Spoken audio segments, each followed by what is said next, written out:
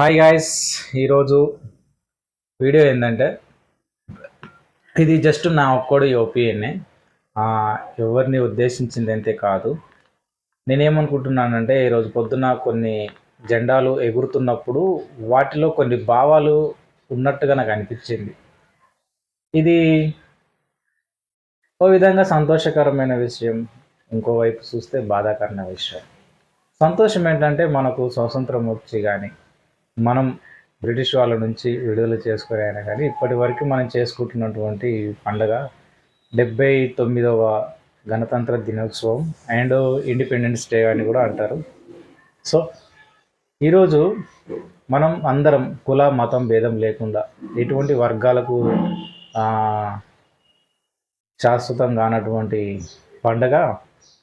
అంటే ఇది మాది ఇది మీది అని అనుకోకుండా అందరం కలిసికట్టుగా ఏకమూడిగా చేసుకునే పండగనే జెండా వందనం. అది ఒకటి జనవరి 26 రోజు చేసుకుంటాము, ఇంకోటి ఈరోజు 15 ఆగస్టు నాడు కూడా చేసుకుంటాం. సో ఆ జెండా ఎగురుతూ తన రెపరెపలాడుతూ తన ఉన్నటువంటి భావాలను కొన్ని ఈ విధంగా వ్యక్తం చేస్తుంది. నిజానికి నన్ను ఎగరేయాల్సింది వీళ్ళేనా? నన్ను ఎవరు ఎగరేయాలి?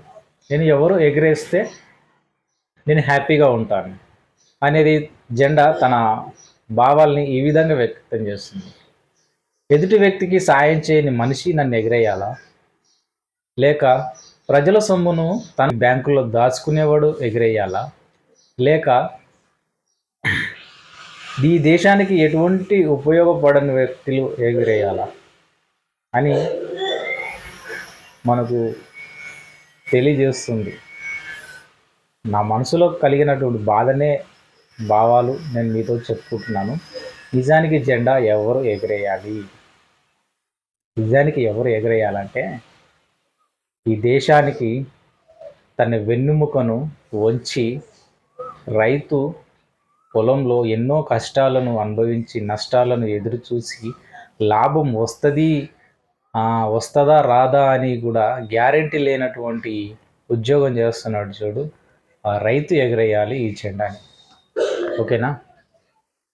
తన ప్రాణాలకు గ్యారంటీ లేకుండా బార్డర్లో సైనికులు మన కోసం బార్డర్లో కాపు కాస్తున్నారు చూడు, వాళ్ళు ఎగరేయాలి ఈ జెండాని. ఎవరైతే నిజాయితీగా పేషెంట్ల పట్ల ప్రేమ ఆప్యాయత కలిగి డబ్బు కోసం కాకుండా వైద్యం నా వృత్తి, మనిషిని బ్రతికించడం నా వృత్తి అనేది ఎవరైతే ఊహించుకొని అటువంటి సిద్ధాంతంతో పనిచేస్తున్నారో వాళ్ళు ఎగిరేయాలి ఈ జెండాని. ధర్మాన్ని కాపాడుతూ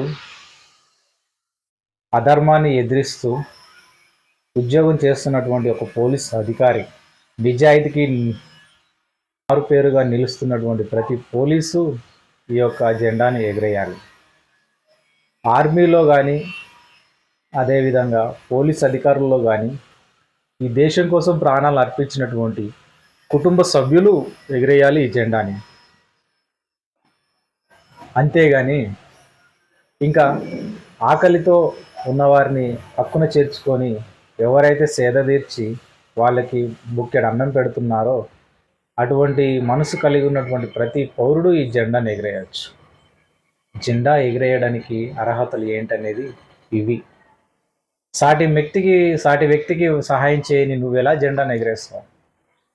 ప్రజలకు 1% కూడా ఉపయోగపడని నువ్వు ఎలా జెండాను ఎగరేస్తావు? ఇది నేను ఒక్కరిని ఉద్దేశించింది కాదు.